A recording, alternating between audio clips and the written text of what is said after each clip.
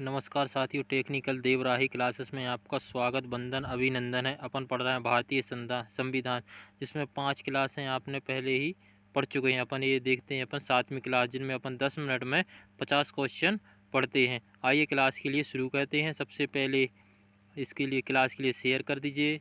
Subscribe ना किया हो तो चैनल के लिए सब्सक्राइब कर लीजिए, ताकि आने वाला नोटिफिकेशन आपके पास पहुँच सके हर दिन। ये क्लास आपकी शाम को 7 बजे रहती है।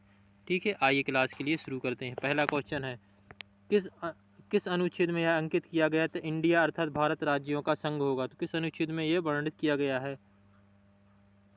अनुच्छेद 1 में। भारतीय संविधान किस अनुच्छेद में नागरिकता संबंधी प्रावधान है? नागरिकता संविधान प्रावधान किस में? अनुच्छेद 5 से 11 में। अनुच्छेद 5 से 11 में यह प्रावधान किया गया है। भारतीय संविधान किस अनुच्छेद में नागरिकता संविधान प्रावधान है? तो 5 से 11 में। भारतीय संविधान के अंतर्गत नागरिकों को मूल अधिकार प्राप्त है। तो अनुच्छेद 12 से 35 तक भारतीय नागरिकों के लिए मूल अधिकार प्राप्त हैं। भारतीय संविधान के किस अनुच्छेद में अल्पसंख्यकों के हितों के संरक्षण की व्यवस्था की गई है? जो भारतीय संविधान में जो अल्पसंख्यक हैं उनके संरक्षण के लिए किस अनुच्छेद में कहा गया है कि ये आरक्षण है? अनुच्छेद 29 में।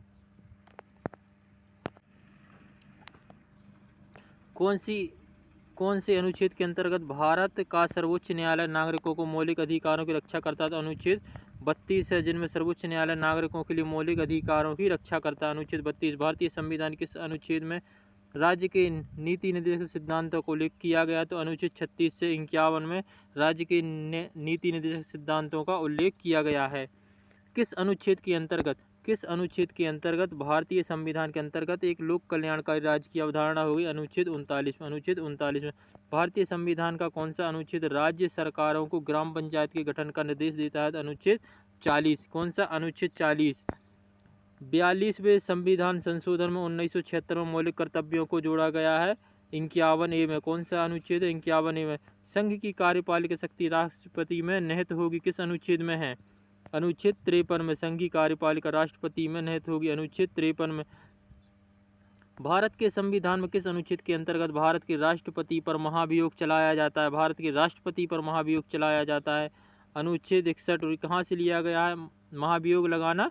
अमेरिका से ये लिया गया है। कौन से अनुच्छेद में राष्ट्रपति को महाभियोग लगा? अनुच्छेद 61 में यह किया गया है प्रावधान।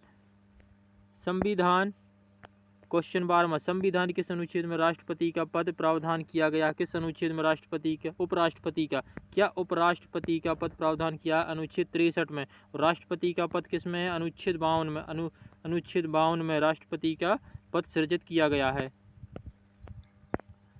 संविधान किस अनुच्छेद के अंतर्गत मंत्रीगण सामूहिक रूप से लोकसभा के प्रति उत्तरदायी होंगे? जो लोकसभा के प्रति उत्तरदायी होंगे मंत्रीगण। अनुच्छेद 75 में। भारत के महान न्यायवादी की नियुक्ति किस अनुच्छेद के अंतर्गत की गई है? अनुच्छेद 76।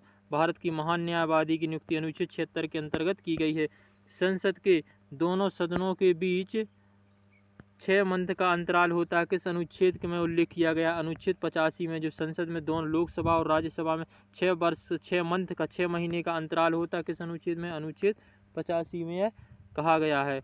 राष्ट्रपति संविधान किस अनुच्छेद के अंतर्गत लोकसभा को भंग करने का अधिकार है? जो राष्ट्रपति है वो लोकसभा को भंग कर सकते हैं। लोकसभा का कार्यकाल 5 वर्ष का होता है। अनुच्छेद 85 में। संविधान के किस अनुच्छेद के द्वारा संविधान की संयुक्त बैठक का प्रावधान किया गया है? संविधान की किस अनुच्छेद के द्वारा संसद की बैठक की गई है?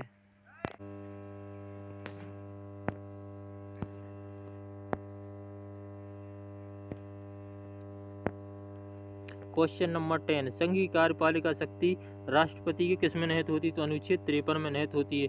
भारत के संविधान किस अनुच्छेद के अंतर्गत भारत के राष्ट्रपति पर महाभियोग चलाया जाता है? किस अनुच्छेद के द्वारा? 61वें। कहाँ से लिया गया? अमेरिका से लिया गया है। संवैधानिक किस अनुच्छेद में उपराष्ट्रपति का पद का प्रावधान किया गया? अनुच्छेद 63 में यह प्रावधान किया गया है।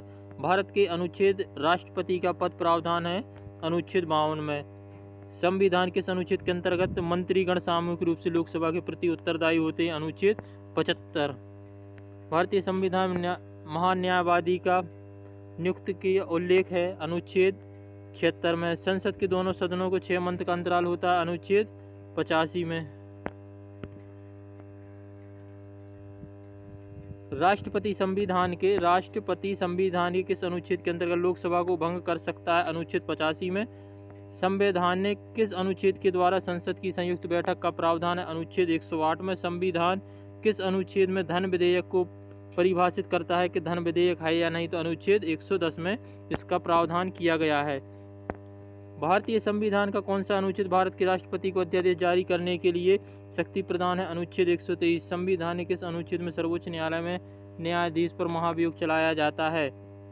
अन्य जो सर्वोच्च न्यायालय के न्यायाधीश उन पर महाभियोग चलाया जाता है किस अनुच्छेद के अनुसार? 124 के अनुसार। संविधान के किस अनुच्छेद के अंतर्गत अधीनस्थ न्यायालय के समक्ष प्रावधान है? अनुच्छेद 233। अधीनस्थ न्यायालय या जिला न्यायालय का प्रावधान है, जिला न्यायालय बनाया जा सकता है। अनुच्छेद 233 में। किस अनुच्छेद के तहत अवशिष्ट शक्तियां केंद्र के पास होती हैं? जो अवशिष्ट शक्तियां वो केंद्र के पास होती हैं अनुच्छेद 248 में होती हैं। संवैधान किस अनुच्छेद के अंतर्गत केंद्र सरकार राज्य सरकारों को निर्देश दे सकती है? अनुच्छेद 256 में। संपत्ति के अधिकार संवैधानिक अधिकार है, यह किस अनुच्छेद में बताया गया है? अनुच्छेद 300 का में बताया गया है।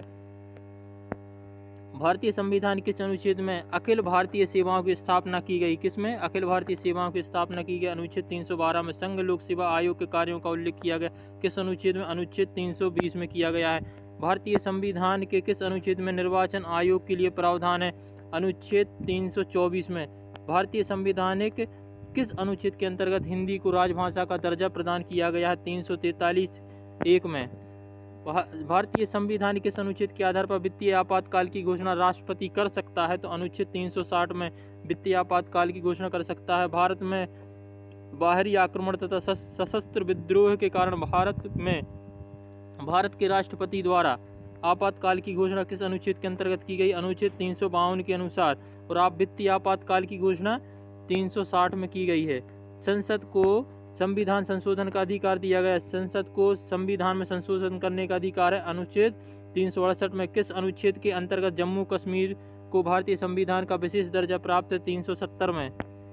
राष्ट्रपति शासन के अनुच्छेद का संबंध है 356 में। राष्ट्रपति शासन किसमें है? राष्ट्रपति शासन अनुच्छेद 356 में।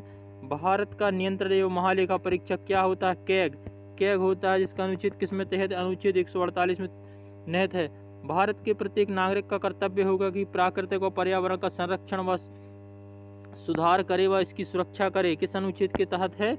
अनुच्छेद 48(a) में। भारतीय संविधान किस अनुच्छेद में अनुसूचित जाति अनुसूचित जनजातियों के लिए आरक्षण प्राप्त है? अनुच्छेद 335 में। आंध्र प्रदेश एक भाषाई राज्य होगा। आंध्र प्रदेश एक भाषाई राज्य होगा। इसका गठन किया गया 1953 में किया गया। 1953 में किया गया है। जो भाषा के आधार पर आंध्र प्रदेश बना था ना, कब किया गया? 1953 में। किसी भी राज्य के नाम में परिवर्तन सुधार करने का अधिकार किसको निहित है? संसद के पास है। भाषा के आधार पर राज्यों का पुनर्गठन किस वर्ष किया गया? 1956 में किया गया। सन 1956 में राज्यों का पुनर्गठन हुआ जब कितने राज्य व संघ शासित प्रदेश थे? तो 14 राज्य व 6 केंद्र शासित प्रदेश थे 1956 में। पांडिचेरी को किस वर्ष भारतीय राज्य संघ में सम्मिलित किया गया? 1962 में। सिक्किम को किस वर्ष भारतीय संघ में शामिल किया गया? 1974 में। 1962 में पांडिचेरी को और सिक्किम को 1974 में शामिल किया गया है। हिमाचल प्रदेश को राज्य का दर्जा कब मिला? 1970 में हिमाचल को राज्य का दर्जा मिला है। किस वर्ष सिक्किम को राज्य का दर्जा प्राप्त है? राज्य का दर्जा प्राप्त है 1975 में सिक्किम को राज्य का दर्जा प्राप्त है। झारखंड राज्य का गठन कब हुआ? 15 नवंबर 2000 को। कब हुआ? 15 नवंबर 2000 को हुआ। सिक्किम भारत का 22वां राज्य बना। 22वां राज्य बना किस संशोधन के द्वारा? 36वें संशोधन के द्वारा सिक्किम भारत का राज्य बना। मध्य प्रदेश राज्य का गठन किस वर्ष हुआ? तो 1 नवंबर 1956 को मध्य प्रदेश का गठन हुआ। हरियाणा राज्य कब गठित किया? 1 नवंबर 1966 को। लगभग मध्य प्रदेश के 10 वर्ष बाद हरियाणा राज्य को अलग राज्य का दर्जा प्राप्त हुआ। पाकिस्तान से आकर भारत में नागरिकता प्राप्त करने के संबंध में प्रावधान वर्णित है अनुच्छेद 6 में। जो पाकिस्तान से आए हैं भारत में रुक गए हैं उनके लिए नागरिकता प्राप्त है अनुच्छेद 6 में। भारत की नागरिकता को समाप्त किया जा सकता है देशद्रोह अपराध सिद्ध हो जाने पर। यदि किसी व्यक्ति पर्सन के लिए देशद्रोह का अपराध सिद्ध हो जाता है तो उसकी नागरिकता समाप्त की जा सकती है। क्या नागरिकता समाप्त की जा सकती है? एक व्यक्ति नागरिकता के अधिकार कैसे खो सकता है व इसका कारण क्या होता है? एक व्यक्ति दूसरे राज्य की नागरिकता ले लेता है, तब एक देश की नागरिकता स्वतः ही खत्म हो, जैसे वो भारत का है, अब वो किसी अन्य राज्य से, अमेरिका है, रूस है, ब्रिटेन में, वहाँ पे चला जाए तो 7 से 8-10 वर्ष वहाँ रहता है तो स्वतः ही यहाँ की नागरिकता भारत की खत्म हो जाएगी और वहाँ का वो नागरिक कहलाने लगेगा। नागरिकता प्राप्त करने के लिए कैसे प्राप्त की जा सकती है कि हम यहाँ के नागरिक हैं, ब्रिटेन का हो गया, रूस का हो गया, या भारत का है, या पाकिस्तान का, तो कैसे प्राप्त करेंगे? पंजीकरण के आधार पर, वंशानुक्रम के आधार पर, अधिवास के आधार पर कि वहाँ रह रहा है, माता पिता कई वर्षों से वहाँ रह रहे होंगे, तब यह सिद्ध हो जाता है तो वह वहाँ का नागरिक है।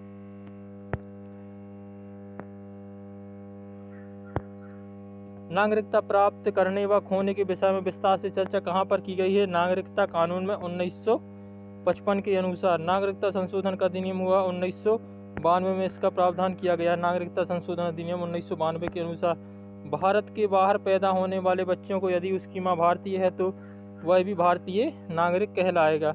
कितने वर्षों तक लगातार रहने से भारत में नागरिकता प्राप्त की जा सकती है? लगभग 7 वर्षों तक है वो भारत में तो उसको भारत की नागरिकता मिल सकती है। ऐसे सभी व्यक्ति जो उसके पश्चात भारत में जन्म ग्रहण कर लिया हो, जन्मजात से भारत के नागरिक समझे जाएंगे। 26 जनवरी 1950 से जो ऐसे व्यक्ति हैं जो उसके पश्चात भारत में जन्म ग्रहण किया हो, ये जन्मजात भारतीय नागरिक समझे जाएंगे। भारतीय संविधान में नागरिकता प्रावधान कब लागू हुआ? सन 1949 में यह प्रावधान लागू हुआ। कब? 1949 में। भारत में एकल नागरिकता की अवधारणा अपनाई गई कहाँ से? इंग्लैंड से एकल नागरिकता की प्रावधान अपनाई गई है। किस देश में दोहरी नागरिकता का प्रावधान है? संयुक्त राज्य अमेरिका में, USA में, संयुक्त राज्य अमेरिका में यह प्रावधान है कि वहाँ पे दोहरी नागरिकता है। भारत के नागरिकों को प्राप्त हो सकती है। भारत के नागरिकों को प्राप्त हो सकती है जन्म के द्वारा, आनुवांशिकता के आधार पर या पंजीकरण के आधार पर। भारत के नागरिकों के लिए नागरिकता प्राप्त हो सकती है।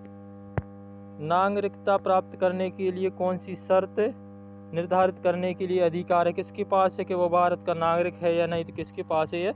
संसद के पास इसकी शक्तियाँ निहित होती हैं कि उसको भारतीय नागरिकता में शामिल करना है या दर्जा प्राप्त है कि नहीं। तो कौन कर सकता है? संसद कर सकती है। ठीक है, धन्यवाद साथियों। चैनल के लिए सब्सक्राइब, लाइक करें, इससे आपका एक भी क्वेश्चन बाहर नहीं जाएगा। मैं लगभग 15 से 20 क्लास बनाऊंगा, लगभग 50-50, 60-60 क्वेश्चन की। 10 मिनट में एक क्वेश्चन करवाए जाते हैं जो किसी भी परीक्षा में इससे क्वेश्चन बाहर नहीं जाएंगे। ठीक है, धन्यवाद साथियों। जय हिंद, जय भारत।